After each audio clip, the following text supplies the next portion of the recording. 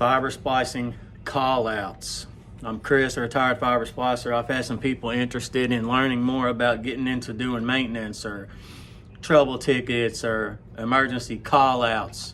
So we're gonna make a video and I'll do my best to explain the process that I would use if I were going out on a trouble ticket or an emergency call-out.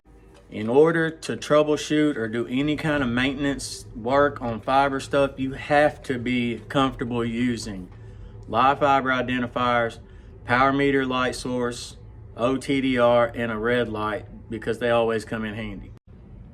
For this example, we're going to say that the destination where this service starts from is at the CO, and that it ends, its point B is out here at a tower. Let's say our trouble that we have is right here, but we don't know that, but for the explanation, we're going to say it's right here. Now, a lot of times the CO techs or telephone companies already have a pretty good idea of where the footage is of the problem. But let's just say, for example, that they did not. You're going out here totally clueless of what the problem is, and you just have to figure out what it is. You're gonna have to talk to the telephone company or a CO tech to find out the cable ID to know what panel you're working out of the CO. They can tell you what ports are assigned to those fibers. So the first thing you want to do is you want to go to the CO, locate those ports. This particular example is a transmit and receive, a pair from the CO to the tower and one back. We want to verify that we're getting traffic from the office.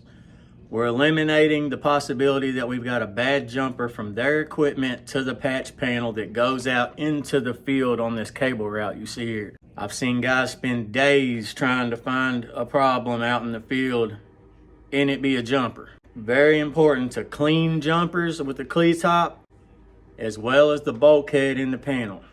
So now that we've verified that our jumpers in the office, the equipment at the office isn't the problem, we're gonna clean our jumpers. Now remember, UPCs are blue ends. They go in blue ports. If you've got an OTDR with a green head on it, that's an APC. And a green headed jumper needs to go in that. You can shoot a trace with a UPC bulkhead through an APC jumper. You're gonna get a lot of reflection. I mean, you can do it if that's all you got, but to do it properly, blue goes to blue, green goes to green. So what we're gonna do is we're gonna start off by shooting OTDR traces from the CO out towards the tower. Get our footages. Now here's an example of what the OTDR traces will look like. Assuming that our panels at the CO and the tower are UPC, which are the blue bulkheads, you'll see these large reflection spikes. One at the launch, and then at the destination, the point B, you'll see another big one, and then it'll static out. The trouble we had was just past the second splice. So you'll see the big reflection leaving the CO. The first little spike is the loss or reflection actually at the first splice, the reflection at the second splice, and then you'll see it scatter off into static at the trouble.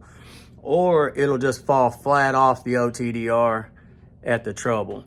Now what you have to be careful of with APC panels, the green ones, is there is no reflection at the end.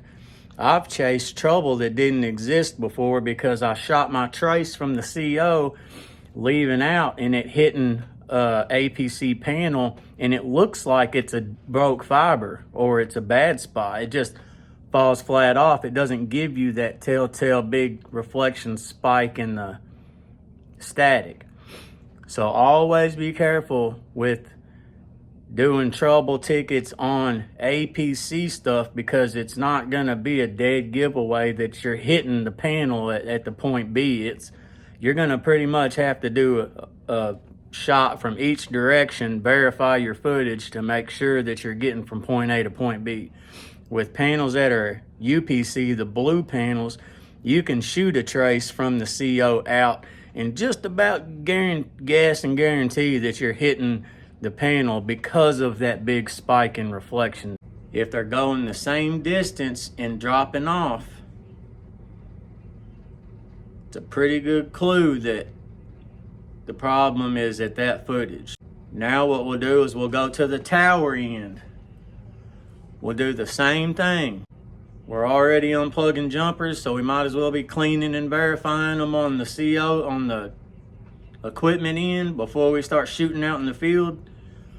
Clean our stuff, the panel, shoot our traces, get our footages. That's gonna give us a pretty good idea of where the problem's at. Okay, so now the next thing to do before you leave that tower, take the light source of your power meter test set, plug a jumper into it on one of those ports and put it on a 2K tone or a 1K tone blink or vice versa. Turn the auto off function off so it doesn't turn off automatically on you as soon as you hit the road to go out and find the splice point. And find the closest splice point that you can to that footage. Zero out your truck's dash with the trip and try to get yourself as close to that footage as you can. And drop that case. Okay, if you drop that case, find those fibers and you clip on and you have your tone. So we just left the tower. We've come out here and dropped this splice case and we're seeing the tone still. All right, so we know we're on the good side of the trouble. So what I would do at this point is I would break that fiber at the splice sleeve, splice my jumper on, shoot an OTDR trace towards the trouble, which would be back towards the CO, get a footage. If it says 1,000 feet, well, in this case with that there, it'd probably been 2,500 feet. Then I'd go to the next splice point. I'd splice that sleeve, that fiber back together, put that case all back together, hang it back up or curl it up in the ground, whatever the case may be. Go to the next splice point. I'd open that case up, clip on and see, oh, we're not seeing our 2K blink. So what I would do, the exact same thing, I would splice on a jumper to the side heading towards the tower and I would shoot a trace and get a footage. That's gonna tell you rough estimate of where the problem's at. Sometimes the telephone companies will just pull 1,000 feet, make 2 splices to pass up the bad spot and call it good. Sometimes they want to visually see the bad spot. It just depends on who you're working for. Whatever the case may be, get it spliced up after you've located the damaged area. Go back to the tower end to retrieve your power meter light source. Shoot an OTDR trace that goes all the way through to the CO.